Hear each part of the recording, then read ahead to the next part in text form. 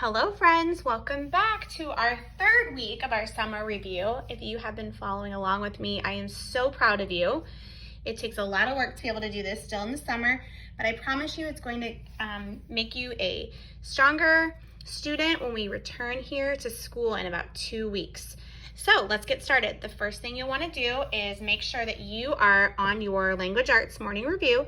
You want to make sure you're on 21 and 22.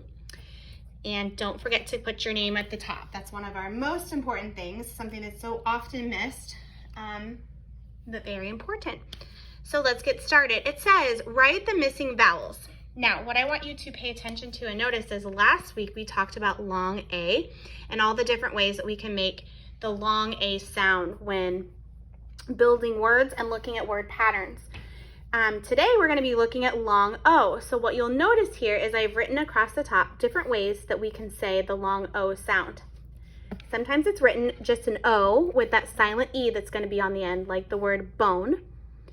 We know that when we have that silent E on the end, it makes the vowel long and we don't say the E. Also, OW says O, as in you'll see the word blow. And then OA, when two vowels are together, when two vowels go walking, the first one does the talking and the second one is silent, okay? And the first vowel says its name, so it's long. So let's take a look and let's tackle some of these missing vowels in the words today. So the first one we have is bone, and that's going to be an O-N-E, right? Below, it has a blend, and then we have an O-W. O-W also says ow, so we don't say blow like the word cow, but we say O as in blow. And that's kind of what's so interesting about the English language, right? We have toast, and it's O-A, so that O says its name, and you don't hear the second vowel of the A. Boat, B-O-A-T. Globe, we have a blend of GL and OBE. Again, that E is silent, so we don't hear it, right? And then finally, bow, and we don't say ow, bow, it's a bow. So OW is going to have two different sounds, but in this particular case, OW makes the O long. Very good. All right, let's move on. It says, we got Shopkins toys at Walmart. What do you notice about this sentence? Okay, well, obviously, we always know that it starts with a capital letter and has some kind of punctuation mark at the end, whether that's a period, an exclamation mark, or a question mark. But we also notice that Shopkins has a capital letter. So Shopkins is a proper noun, right? Walmart is also a proper noun. It's a place. Shopkins are a thing, but they're still proper. They're special, so they get a capital letter. Okay? Let's see. Let's go ahead and move on to our prefix over here. So if you've noticed, the prefix for today is dis. And we've been talking about un and in, and both un and in meant not. Dis also means not, okay? So, for example, we're going to add the affix to each word. So we have disobey means to not obey, right? Disorganized means you're not organized. And disrespect means you are not being respectful, okay? So dis, it says use the affix in a sentence. We could say the man was disorganized.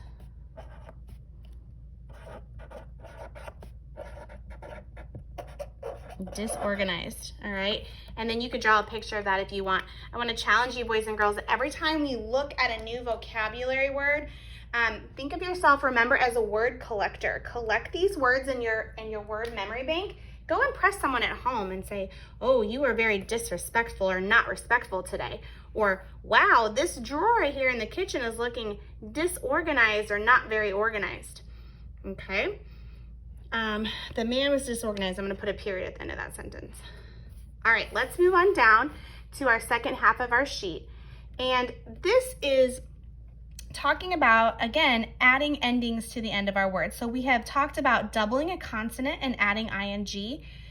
Today, we are going to talk about if a singular noun, and a singular noun meaning one. Singular means one, and we know that a noun is a person, place, or thing. So if a singular noun ends in SS, CH, SH, or X, it is made plural, plural meaning more than one, by adding ES, okay? So we're looking at words that end in SS, CH, SH, or X. And if we have any of those words, we are going to add ES to the end of the word. Any other word or noun that does not add in these four different letter combinations, we're just going to add the letter S to make it plural, meaning more than one. So let's tackle this together. We have dress, and dress ends in SS. So we're going to add ES to the end of dress and make it dresses. Now we have more than one dress. We have dresses. We have 2, 3, 4 or more dresses, right? Teacher. A teacher is a noun, it's a person, but it does not end in any of these letter combinations. So to make teacher plural, we're going to just add S. Okay. Mix. If I mix the cookie dough, or if I say she mixes, it ends in an X, so we're going to add, you got it, ES. Flower, ER. Not one of these letter combinations at the top, so we're going to add S, flowers. Crash, it has that SH blend at the end, so we're going to put an ES, crashes. Peach, there's that blend again. It's one of our letter combinations. We're going to add ES, peaches. Dog, we're just going to add an S because it ends in a G, dogs. And bananas, it ends in just an A, so we're going to put an S on the end. Okay, so I want you to be a word detective. See if you can find these words inside your daily writing, or just words around you in books that you're reading. See if you can find them in the newspaper or anywhere out in a store somewhere. Look to see if they have these letter combinations at the end. SS, CH, SH, and X.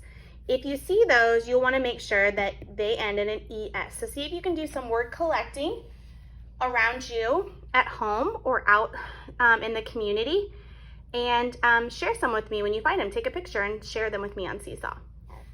Okay, the last one says, down here at the bottom, it says a plural noun is made by adding S or ES to show more than one. Remember, plural means more than one. Singular is just one. Okay, so plural is more than one. It says a plural noun is made by adding S or ES to show more than one. Circle the capital letters and box the plurals in the sentence. So we have capital letter, capital letter, capital letter. Now, anywhere we see an S at the end of a noun, so Shopkins are a thing, and there's an S. So Shopkin would be one noun. Shopkins is more than one noun. So we're gonna box Shopkins. And then toys. Toy would be a single noun, but toys is a plural noun. It means more than one toy. Okay? Very good. Now remember, you can always stop and pause the video to catch up. Rewind and watch again if you need some more understanding. Okay, let's move on over here where we have use the underlined clues to help you find the meaning of the bold word. Example, it is vital that we follow the safety rules at the pool. Vital, is it important or angry? Well, if you have to follow the safety rules, it's probably pretty important, right? See if you can use this fancy word around your parents. Tell them it's vital, it's very important that you go to the park today to get outside, okay? All right, let's look at some of these other amazing words. It says, I'm going to compose a poem for Mother's Day. If you're going to compose a poem, are you going to write a poem or cut a poem? Well, poem is your clue word there, so we're gonna write a poem. Compose, what a fancy fun word. The next one says, the colors of the rainbow looked vibrant in the sunshine. What a vibrant word vibrant is, right? Well, if the rainbow looked vibrant in the sunshine, it's probably going to look very bright. Vibrant is bright. It's also probably, well, I'd say unforgettable, not forgettable. And the last word is anxious. And I know many times we have felt this feeling, and we've talked about it when we were at school. It's one of our emotions that we feel, and it says he felt anxious about going on the roller coaster. So the clues right there are going on a roller coaster. Now, some of you might not feel anxious about that. You might feel excited. But anxious in this case either means nervous or busy. We're gonna say nervous. Okay, friends, take a look at this. Make sure that your answers are the same as mine. You can pause the video, kind of zoom in and look at it, and we are going to move on to our daily math morning review. So I'm gonna go ahead and put this one aside, and I'm gonna grab the math one. And remember, when we're doing these, we wanna make sure that we're on the same number. So your math should be 21 and 22 as well. Make sure your name's at the top of the paper. And then we're taking a look at fractions again. And I love that we're doing this because we kind of ended our year this way, but this just helps give us an extra spiral dose of review of fractions. So let's take a peek. It says shade half of each circle. So 1/2, remember, a half is a part of the whole. So if here's the whole circle and I shade in half, half is 1 out of 2, here's the big part, equal parts. They have to be equal parts in order to make it the fraction. Okay, so circle A says, I know I shaded half because, so we're gonna shade in half of circle A. And I know they're shaded in half because half would be 1 of 2 equal parts, right? And then circle B, I know I shaded half because, now think about this. Think about this pie. Okay, half would be 1 of 2 equal parts. So I'm gonna shade in this whole part. And some of you might be going, but wait, Mrs. Cohron, you shade in 2 parts. Well, if we look a little bit closer, a half is the same as 2/4 because this is 1/4, 1/4, 1/4, and 1/4. See how there's 1, 2, 3, 4? So there's still also 4 pieces of this pie. And in order to still shade in half of the circle, I have to fill in 2/4. Do you guys see that? 1/2 is equivalent, that's the math word, fancy. 1/2 is equivalent or the same as 2/4. So how is shading half of circle B different than shading half of circle A? Well, circle A equals 1/2. Circle B equal 2/4. They're both still a half, but that's how they were different. Equivalent fractions are actually really fun. We're gonna take a lot closer look at that this year in 3rd grade. Okay, this one should be easy peasy. It says, what fraction is shaded? What do you notice about the sizes and shapes of each part? Okay, well, this is pretty simple. Look here. Friends, we have 1, 2, 3, 4 parts. We have 1 out of 4 is shaded. Same thing, equal parts, 1/4. 1/4, 1/4. What do you notice about the sizes and shape of each part? They're all equal. All have equal parts, right? They're all the same size. Very good. Let's move over to this part. Again, remember, you can always stop, rewind, pause, catch up. However you need to. That's the beauty of this virtual teaching. Okay, it says complete the table. Each box has 5 crayons. So along the top of this graph, we have a number of boxes. So here's 1 box, 2 box, 3 boxes, 4, 5, and 6. And the numbers of crayons in each, or all together for total of the boxes, I should say, because each box has 5. So notice, 1 box has 5, 2 boxes would have 10, 3 boxes would have 15. Do you see the pattern? 5, 10, 15, 20, 25, 30. This is also multiplication if you think about it. So 5 times 1 is 5. Any number times 1 is itself. So 5 times 2 is 10. 5 times 3 is 15. 5 times 4 is 20. 5 times 5 is 25. And 5 times 6 is 30. It says, what do you notice about the numbers in the table? They increase. Increase is a fancy word for saying they go up by 5s. Okay, let's read the story problem. It says, Katie had 20 pretzels in her lunch. She ate, that's spelled wrong, that should say A-T-E. She ate 6 of them. There's a spelling error. Did anyone catch that? 8 would be A-T-E, like you, not the number 8, eating something. She ate 6 of them, so we're taking them away, right? How many pretzels did she not eat? So we know the unit is pretzels, right? They gave it to you. Don't get lazy with that. Make sure that you always add your unit if you don't see it on the paper, okay? Okay, so we know that we do 20 minus 6 equals something. So I'm gonna hold 20 in my head and I'm gonna take away 6. I know if I do 20 minus 5, that would be 15.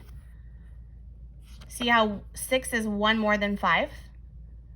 So 20 minus 5 would be 15. If I take 1 more, it would be 14. But let's check our answer. Ready? Hold 20 in your head and you're gonna count back by 6. So 20, 19, 18, 17, 16, 15. I gotta get my other hand and finger in here. 14. 14. Katie didn't eat 14 pretzels. Go to your smart math. Go to your groups of 10 and your 5s.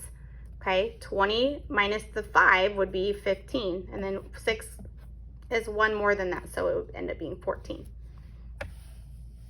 Okay. Start at each dot, draw lines to the correct length. This one says, remember we always start at 0, so make sure we line up our ruler. It says start at the dot, draw a 6 centimeter line. So I'm gonna go all the way to here for 6 centimeters. I'm just gonna pull that down. And there we go. Start at the dot and draw a 2 centimeter line. I'm just gonna cut through this. There we go. Start at the dot and draw a 10 centimeter line. So I'm just gonna pull this down over here. And there we go. Okay, very good. Count by 25 to fill in the missing numbers. Now, some of you might be going, I can't count by 25. That's such a large number. But you do know coins. So think about these as quarters. So 25, 50, 75, 100 would be $1, right?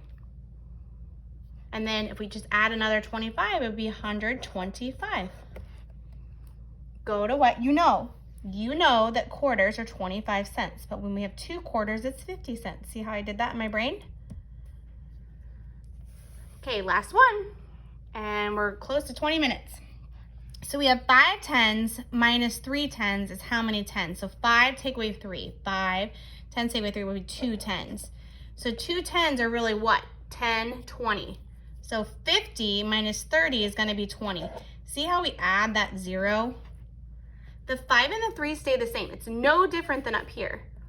5 tens is still really 50. And 3 tens is still really 30, okay? But they're saying 5 tens minus 3 tens is 2 tens, and that is still 20. 8 tens minus 1 10 would be 9 tens. Oh, I'm sorry. I added.